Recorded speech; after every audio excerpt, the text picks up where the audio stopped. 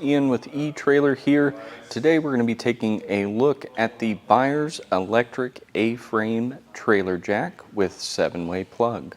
Benefit of this particular jack is going to be that it does have a 7-way plug that'll hook directly to your vehicle, opposed to you having to wire up any 12-volt system directly to your jack, either from your trailer or from a charge line on the vehicle.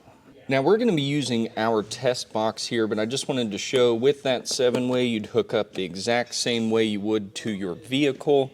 We're going to be using this tester as our simulated vehicle while we take a look at this jack.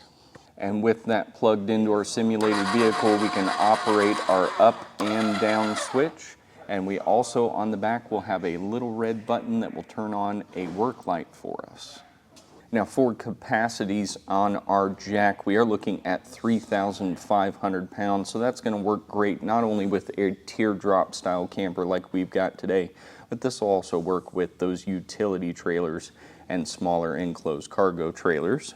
Now for our extension and retracted measurements, when we have full retraction, that's with the drop leg in its full retracted position as well, we're looking at 9 inches, where with full extension we've got 27 inches, and then that drop leg at its most dropped point is going to add an additional 4.5 inches, bringing us 31.5 inches of travel altogether. And on the drop leg we do have a total of 4 different adjustment points 1.5 inches apart, so that's going to allow us to have that leg at the maximum extension that we would need to speed up the process. The point of the drop leg really is just to give us those couple extra inches when we're going to detach from the vehicle. The drop leg is not going to extend past that 27.5 inches. It's just there to help get there quicker. Now if you don't have access to a 7-way, or if for any reason the jack were to fail electrically, you do on top have this little rubber cap that you can remove, and then they do include a handle that's going to allow us to manually operate the jack when not using the electric option. With that handle, we'll just attach it to the shaft in the top of the head here, and then we can crank that either up or down to make our adjustments.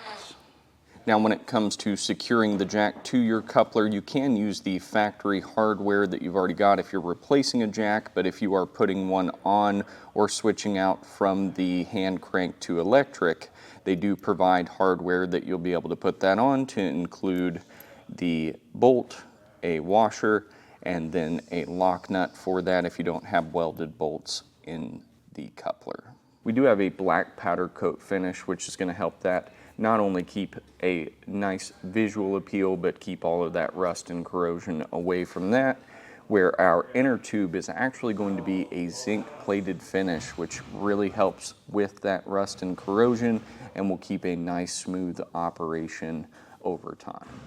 Now we do have another option from eTrailer that's going to be pretty much the exact same setup. It's still a 7-way plug style electric jack.